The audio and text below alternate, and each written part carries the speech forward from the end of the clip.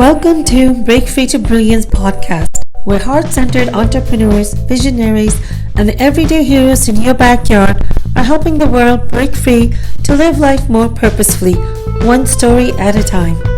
I am Seema Giri, your host, an award-winning author, entrepreneur, and holistic lifestyle strategist. Today's show is sponsored by Uplift Media. For strategies on how to break free to your brilliance and get your free gift, 10 ways to live a dynamic life, visit seemagiri.com. Welcome to Break Free to Brilliance podcast. I'm so happy to be here with you for another episode this week. And today we have this amazing guest, Sheryl Mays. Sheryl, it's so wonderful to have you with us today. Thank you so much. I'm so excited to be a part of your interview that I just can't wait to get started. Well, before we get started with this amazing interview, we're going to do a short grounding exercise so we can be 100% present here with you. So if you're driving, please don't close your eyes, but you can still participate along with us. And for those of you who are not, let's close our eyes and take in a deep breath all the way down to your belly. And as you exhale, just exhale any frustration, stress, or worry that you may have had before you joined us today. With the second breath in, feel any tightness or tension in your body. And then with your next breath in, just focus your breath into that spot. And with your next breath in and exhale, you'll release all of that tension as well. With your next breath in, I would like you to bring your awareness to your heart and maybe even put your hand over your heart just to feel that and just feel how wonderfully with the rhythm your heart is beating. Now I want you to think of a happy moment. It could be from today, yesterday, or any point in your life. And think of how it made you feel and relive this moment as if you're living it for the very first time. Imagine who you were with at that time, what you were feeling, what was the smell, the taste. Just get all your senses and feel all of that and relive it as if you're living it for the very first time. With your next breath in, just lean into that and feel it in. Now, with your next breath, I want you to bring your awareness to your head, the top of your head, the crown chakra. And this time, think of a second happy moment. Just take that in. It can be from any part of your life. And again, live it as if you're living it for the very first time. Feel that excitement, that bliss, that joy, that peace that you felt at that moment. Think of the people that you were with, how that made you feel, that connection and that warmth with them. Or maybe you were alone doing some special hobby and feel that inward connection that you had with yourself, that joy and that bliss, that experience of being in the oneness. And with your next breath in, I would like you to open up your heart and mind even more to the possibilities from our conversation today. Maybe there's something that you need to hear, or perhaps you need to hear something for someone else and you would be the messenger. And for Sheryl and I, let's dive deeper into ourselves and open our hearts and mind even more and tune in to what our listeners would need to hear from us today and also what we can learn from them. And with your next breath in, we're going to be totally 100% present in the here and the now, collectively sharing our message. You may open your eyes with a great big smile. Sheryl, when we were doing this grounding exercise, what was called on your heart? I just became a new grandmother. And so it seems like every wish that I have, everything that I have hoped for has just been created, because we had some issues when she was born, and now she's 4 months old. She's doing fabulous. And so every time I get to see her, it just reminds me of the miracles that surround us each and every day. Oh, that's beautiful. And congratulations on being a new So, grandmother. That is awesome. Well, before we dive into this interview, I mhm. want to give a formal introduction of you, Sheryl. So here goes. Sheryl Mays is a president of Rise and Shine Consulting and Coaching Firm. She's a success coach, best-selling author, international speaker, on-air personality, and contributing writer for Entrepreneur Magazine and the New Zealand Dream Series. Sheryl is a dynamic, results-driven sales training and business strategist. She is a Jack Canfield certified Canfield trainer, neuro-linguistic programming specialist, Lean Six Sigma black belt professional, and Sheryl works with organizations who want to create happy, healthy, humane workplaces for increased positivity, productivity, and prosperity. Sheryl combines a business degree in administration, a talent for process improvements, 20 years of leadership experience, and has traveled throughout the country training employees to be effective leaders. She has demonstrated success with millions of dollars in revenue growth, providing exceptional strategies for employee engagement, leadership, and business processes in highly competitive markets. Her passion and dedication as a change agent is eminent as she inspires and motivates individuals to move beyond their limitations. Simply put, she says, I empower people to do the impossible. Cheryl also serves as a VP of Dreamspire Books and the host of the Authors Lounge and Power Up Maximize Your Potential on Zondra TV Network, which is on Apple TV, Amazon Fire, and Roku, with the potential of 200 million viewers. Well, Cheryl, that is an amazing background of yours. Congratulations. And I see we have so much in common. Thank you. So, can you share a little bit about what is your business? Absolutely. I work with in two facets. So I work with businesses, helping them to create customer experiences that allow their customers to come back, that they can create loyal brand ambassadors so that they can reduce their marketing costs and increase their revenue. And I love working with emerging leaders. Leaders that were frontline or they've been representatives and they've done stellar in their performance. And now they've been given a team and yet they still lack the confidence or the tools. Mhm. And so I work with them to provide them with tools so that they can lead high performing teams. And that's amazing. And I think that's the support that emerging leaders need. And sometimes when they don't get the right support at the right time, they don't get to show their beautiful talent that they do have. Exactly. Yeah, And and you cover an area which is so important to the survival of any business, actually, which is the sales area. So, how did you get? What about sales do you love so much that has really helped you excel in that area? it's interesting because every day we're selling something, right? And some Yeah. people think that sales is just you have to be in a sales position to be a seller. And it's every day. We're selling ourselves, we're selling our ideas, we're selling who we are, what we love, what we like to do. When you go on a date, you're selling yourself. So it's just, it's a part of what we do all the time.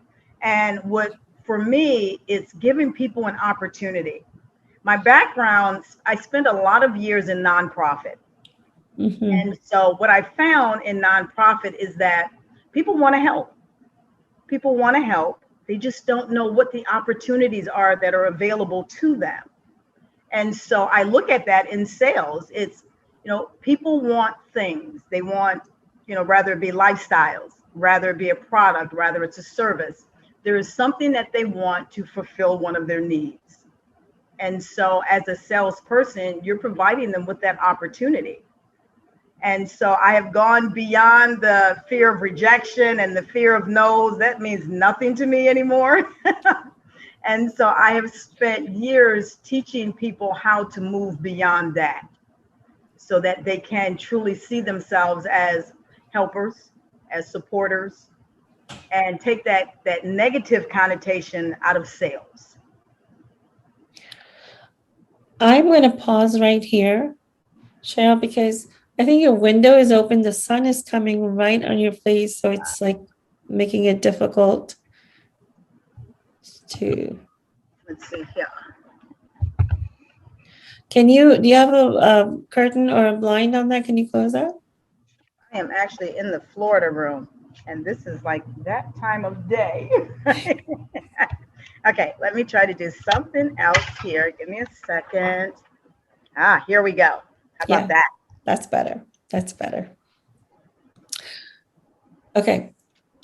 That is really, I find sales as a key area too. And I used to be so afraid of sales as well myself. And finally, over time and over practice and some great mentoring around sales, I've been able to overcome that too. But that is we don't realize that we're actually doing sales on a day-to-day basis. So once people can relate to that they're doing it anyway, I think it becomes a little bit easier. Yeah. And then you realize that it's a learned trait that you can utilize it not only in your professional life, but also in your personal life. So now you have the ability to do what I call is integration. Exactly. And you kind of end up doing that naturally, don't you think? Mm-hmm. Absolutely. And it's just something that happens. But what's so interesting is that people try to separate that personal from that professional. Mm-hmm. And so the things that you do in your personal life, you don't utilize in your professional life or vice versa. And it's so much easier when you have the ability to go, wait a second, this works. Yes. So why should I not use it in other aspects of my life? I naturally found myself talking that way to my children and my husband. And when I started doing that, our relationship changed because, when you're in the sales process, you're talking to the client, you're kind of asking them questions and then they respond so you can get them to think in that way. Mm-hmm. It's when the same kind of a deeper connection with the family. So it's a tool definitely that you can use, vice versa. I agree with you. So Sheryl, what is your biggest accomplishment? Oh my gosh. So I would say my largest accomplishment when I was working with a college, I started out frontline. So I was the one out there on the ground. I was running from school to school. I was considered what they called a high school coordinator. Mm-hmm. So I was the one that was going into high school classrooms and talking to students about life after high school, what your options are and the opportunities that you have. And it came time for a promotion. And so I was promoted to a regional director. After 3 years, I was promoted to a regional director, which gave me a small territory. Then after 2 years, I was promoted to the VP of admissions. But during that time, I had not completed my bachelor's degree. So I needed to complete that. And because I was going to a college, I was able to go to school. But here was what was so interesting was at that point, I was flying across the country in different time zones and, different markets. And I was in the hotels at 2:00 in the morning, posting and doing my homework, and then getting up at 5 a.m. in the morning to go and be with my team. And it's amazing when I think about it that I graduated cum laude. And I think for me, that was one of the largest accomplishments that I've made in my life during that time, when I was still, hitting the ground and in airplanes and airports at all hours of the morning and the night. And I'd find myself in the airport going, oh my gosh, I got to post twice. And so, you know, I was posting on the boards and just making sure that I kept up with everything. Mm. And I had the opportunity to be able to do that. And then at that same time, be nominated as best in the company. That is a huge accomplishment. Congratulations for that. So, And it just goes to show you, I love working with busy professionals and busy entrepreneurs because they know they know the value of time and they know how to structure their day where they get the maximum done.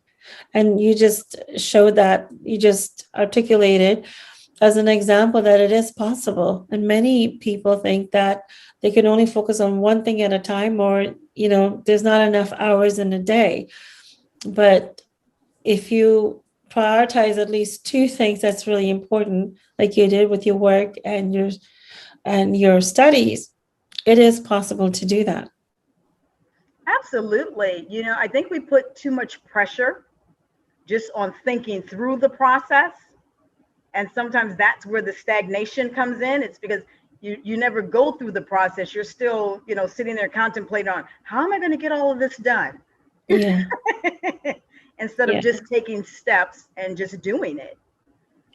Exactly. And I invite our listeners to think of the possibility of, what else is possible and how can you make it happen, rather than thinking the first thing that comes to your mind, oh, that's going to be really hard, or that's not going to be possible.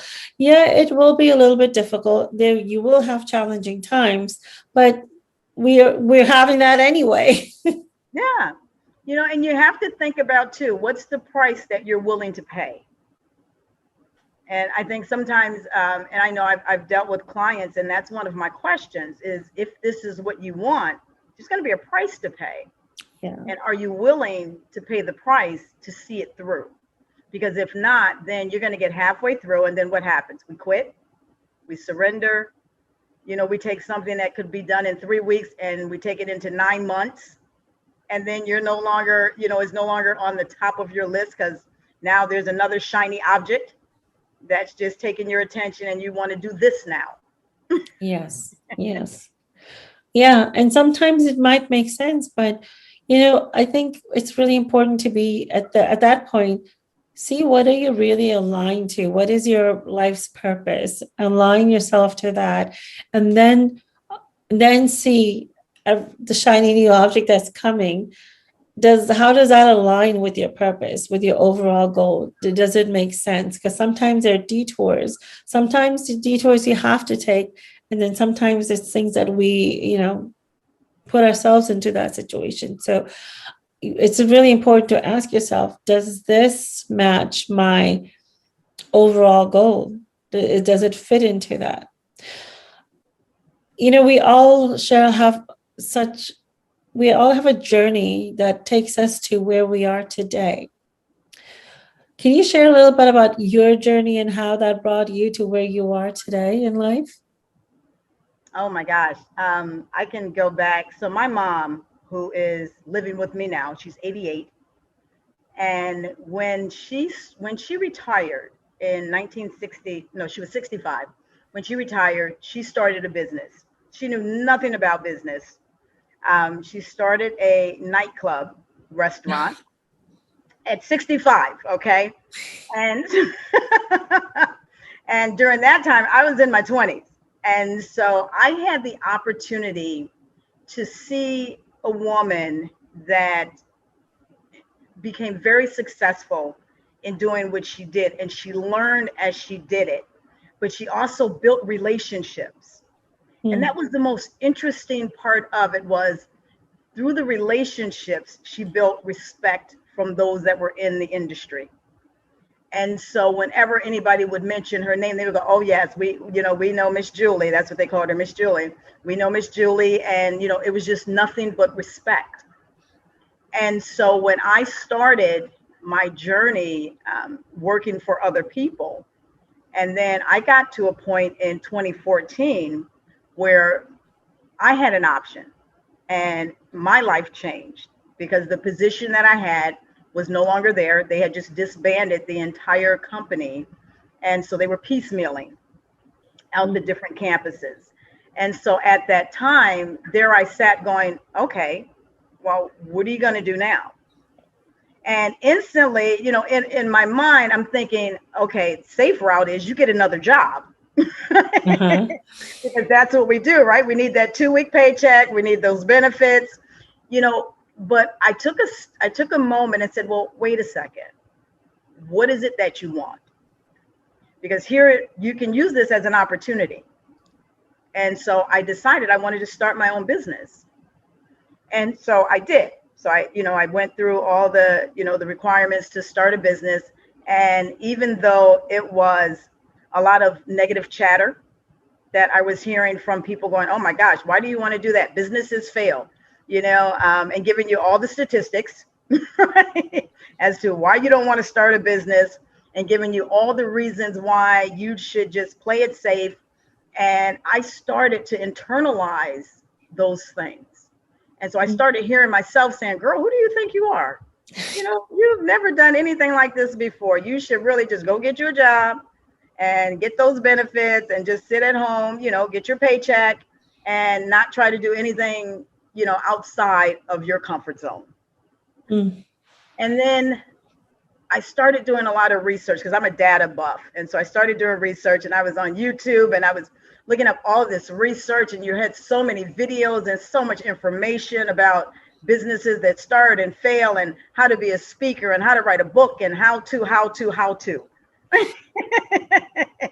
And I was like, oh my gosh, this is crazy. And so I said, well, I can either listen to all of that, or I can ask myself that question, right? What is it that you want to do? And this, what you see behind me, is the first book that I wrote. And that's what got me to where I am today. Silencing the Chatter and Moving Beyond Your Fear. Mm-hmm. So that was my first book, because that's what I had to do. I had to silence not only that external chatter, but that negative self-talk. I had to say, no, stop. That's not who you are. You've accomplished so much, in your life. And sometimes we have to look at our past successes to let us know that we can move forward. You can do this. You got this, right? Isn't it funny? Isn't it funny that no matter how much accomplishments that we already have, we always have that inner critic that keeps saying, no, you can't do this. This is something different.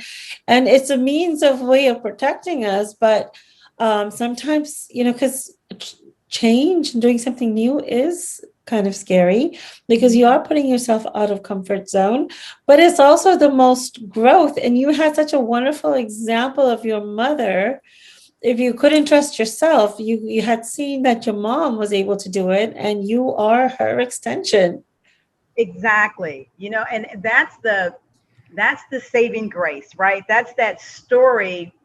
Everybody wants to hear a story of someone that's overcome, someone that has weathered the storm. Yes. They've gone through it. They've had those nights when they've curled up in a ball. Yes. Been on the floor in tears. They've said, to themselves, oh my gosh, why did I do this? And so, I had the ability to meet several individuals, and they're in the book, and they've shared their stories.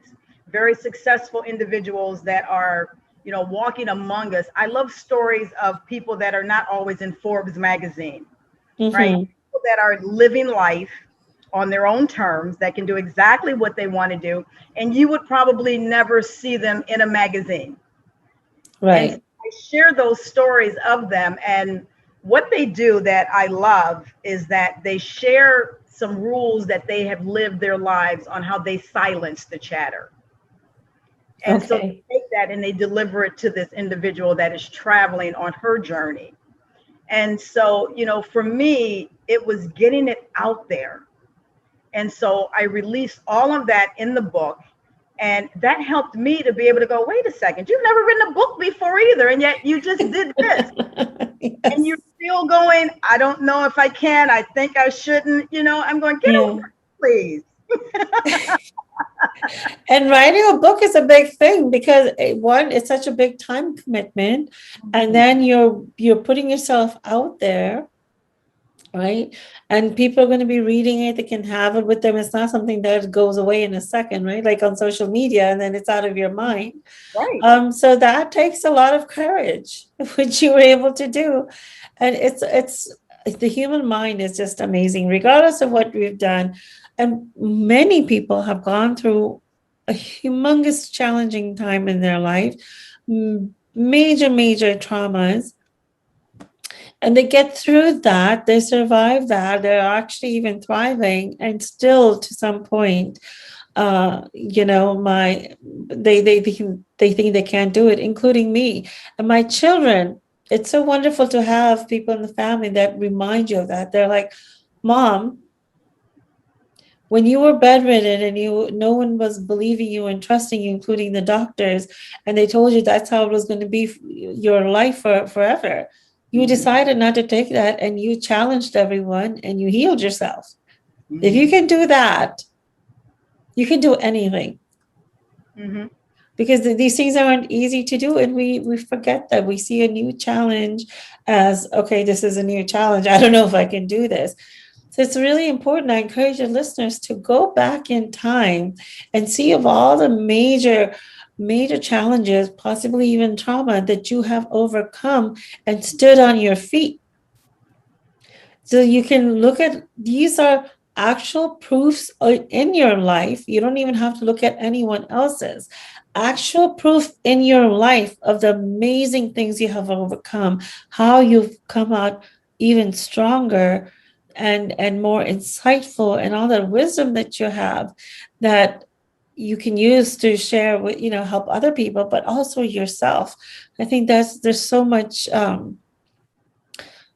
wealth of information within us. If you just look, I sometimes just write down and have it in front of me of all the things I've already done, especially if I'm going through another challenging time. It's like, this was you, no Yeah. one else. And you have to, and I have a card like that also. And every time I accomplish something, I write it down. And here's the thing about it too, is we need visual stimulants that Yes. reminds us of our successes. And so when I do that on my list, I write down something, and once it's been accomplished, I write a V next to it for victory Yes. versus putting a check next to it, right? Like done, like check the boxes. Right. So we need something that is powerful, something that lets us know every single time, look at this and see all the V's, right? Yeah. Look at this and see all the things that you've highlighted. And it gives you that visual stimulus of saying, wait a second, I can do this. I'm looking at it. And that's that motivation that allows us to be able to move forward. And that's what we need, is the motivation, because motivation sparks action. Yes. Motivation inspires action. Very well said. So, was that your biggest issue that you ever had to overcome, or is there another one? Oh my gosh. Well, the hugest one lately would have been my marriage, my second divorce. That just went so horribly wrong. Ooh, we did a whole 2 hours for that one there. But I'll tell you the short version of it though, is that you look for reasons that you are compatible, and you go, this is my soulmate because X, Y, and Z, and you see these things that can bind you together. And some of the things that you don't see are the biggest things that let you know that this is not your assignment, that Hmm. this is not the place for you to be, because instead of helping you grow, it's causing you pain, it's causing you mental stress, it's causing your health to diminish, and you start to see the negative things that this relationship is causing. Hmm. And to the point towards it's getting toxic. And now you're like, okay, I've got two choices, because in every situation we have a choice.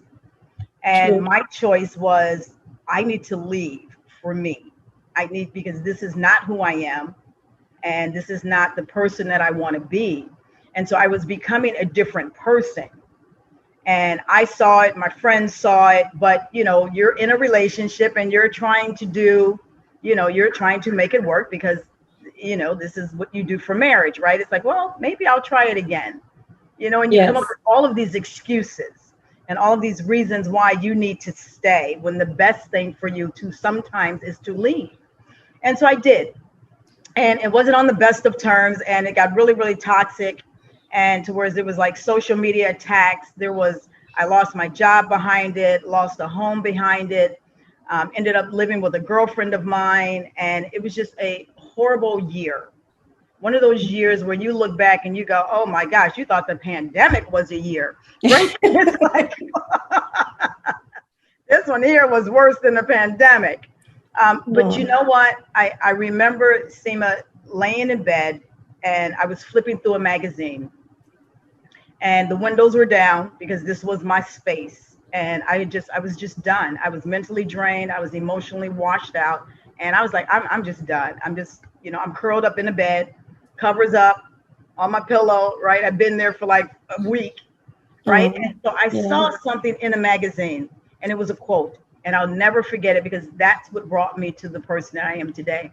And the quote was by Layla Delilah. And it said, when she remembered who she was, the game changed. And I read it again. And I said, when she remembered who she was, the game changed. And immediately that sparked something so deep in me that I got up out the bed. I went to the mirror and I said, I dare you. I dare you to do better than what you're doing right now. I dare you to rise and shine. And that's how my company came up with its name. At that point, I said, wait a second, this is not who you are. You're better than this. You're stronger than this. You can't relinquish your power. And so that's how I got it back. But sometimes we need something from the outside to remind us who we are. Something that penetrates so deep that it pierces like a thorn, like a thorn, and it wakes you up. And you're like, I've been asleep for almost a year here. This is crazy. Right. And so it woke me up. It got me on the journey to start my business. And now not only do I work with businesses, but I also tell stories of empowerment because that's important to me, is for other people to know, listen, there's a champion inside of you. Whether you've repressed it or whether you've silenced it, it's there and it's waiting to show you that it can get you through this. So you got to release it. Wow, Sheryl. I mean, that is so huge. I mean, your year of pandemic, I guess, came a little bit earlier than everyone else's. That's a good way of putting it. I'm so sorry you had to go through that, but I'm so proud of you for being able to come out. And unfortunately, I feel humans are such creatures that unless they're down and out to the very rock bottom, they don't realize who they really are and the potential that they really have. I think every single transformational story like yours is like that, mine included. We have to hit the rock bottom to finally say, you know what, enough. Right. We have put our foot down. And what a beautiful quote. Can you say that again? When she remembered who she was, the game changed. When she remembered who she was, the game changed. I mean, that is so amazing. And it's so amazing that you saw it at that time and you challenged yourself. I mean, that's so beautiful. You just went up and you said, I dare you. Mm-hmm. Sometimes, I'm like that kind of a person too. Someone says, when we were running our project management business, I wasn't certified as a professional project manager. Mm-hmm. And everyone was saying it was very difficult, very difficult. And someone told me, one of my employees of all people, they said he was a senior manager, and he said, you're not going to be able to do it because it's really difficult. Mm-hmm. And I'm like, I'm managing people like you. And you're saying this is going to be difficult. Who has the courage to really say that to their boss? It's like, no, you can't do it. Mm-hmm. So I said, you know what? I'm tired of this. And I did it. Mhm. I had my kids were much smaller then. I had support. I stayed in the office till late hours. I went through that. And on my way to my exam, my car almost blew up, but I went to that exam and I Mhm. gave it and I passed it on the first try. And so Mhm. sometimes you have to have that kind of a mindset or a psyche that, okay, I dare you. So that was kind of what they were saying to me. I dare you. I challenge you. I was like, you know what? I'm going to show you. Right. Yeah. It's kind of like, remember when we were kids, right? When you really got to do something, it was because somebody said, I double dare you. And you're like, Yes, oh, yeah. Oh, now I got to do it. exactly. There's a new burst of energy, a new burst of something that no matter how scared you are, you go and you do it. It's like, I'm going to show her, Exactly. which is also wonderful that at least that kicks in to do that. Yeah. And since you've done that, how is your life now? Oh my gosh. I wake up in the morning and I go through my ritual. I give gratitude. I have my devotional time. I do my breathing. And the last thing that I say to myself, the last two things I say to myself is, you are enough. And today is going to be filled with expectations. I am just expecting great things to happen today. And at the end of every day, I find a reason to celebrate. A lot of times we don't celebrate small wins. And so Mhm. we end the day at 5 o'clock, 6 o'clock. Sometimes for me, it could be 8 o'clock, whatever it is. When your day ends, people just go into the next thing. And for me, it's stopping and saying, wow, okay, you did this today, right? And giving you a reason to celebrate so that you realize I am continuously moving forward. If Yes. we are continuously becoming who we're meant to be. And it's those simple steps every day that allows us continuous improvement that lets us know it's all possible. And that is so beautiful. We do that also. We have a whole celebration fest of even the smallest thing because Mhm. it actually happened. And it's those small things done every single day that compound, right? And become that bigger win. If you miss any of those small steps, any of those small actions and those small wins, you don't have that bigger collective gain. So that's really important to celebrate every moment and every aspect on a daily basis. So that is awesome. And of course, gratitude always plays a role in you start to appreciate things. And I love how you said that you expect great things to happen. And that's part of the miracle, right? You expect miracles. You have that expectation and then it shows up for you. Exactly. Exactly. I do. I have a guide that I give out to individuals, and I call it Affirm Your Truth. It's a guide on how to create positive affirmations for your life and your business, because I believe the words that we speak to ourselves are so powerful. And Yes. we don't often hear good things from other people. So we owe it to ourselves to speak words of encouragement, words of motivation, words that let us know that we have the capability to accomplish whatever it is. And then we put it out there, and then the universe rewards us, right? Or God, Exactly. our higher being, whoever you deem to be that higher element, is the one that rewards you. But you got to believe it. And if you believe it, then you can speak it. And when you speak it, then you start to feel it, and Yes. you just act as if it's happening, and you look around and you go, I don't know how this happened, but here I am. Yes. And don't you believe, Cheryl, that once you start doing that, once you start saying those things to yourself, you see that other people also come and start sharing that with you? Absolutely. Absolutely. I'll tell you, how I got to the television show is really interesting, because in March, when the pandemic started and my business shut down because companies closed, I Hmm. started this show on my business platform for authors. I had about 3,000 followers. I met as one of the authors that I interviewed. She was the CEO of Dreamspire TV. In May, when businesses started going virtual, I said, look, I got this show. What do I do? She said, bring it to my platform. So it went from my platform of 3,000 followers to Dreamspire TV's platform of 150,000 followers. And then I interviewed the CEO of a television network. And then now it's on the network with the 200 million viewers. So when I think about that and what you just said, right? People that just show up, Mm-hmm. right? This was in March during the pandemic.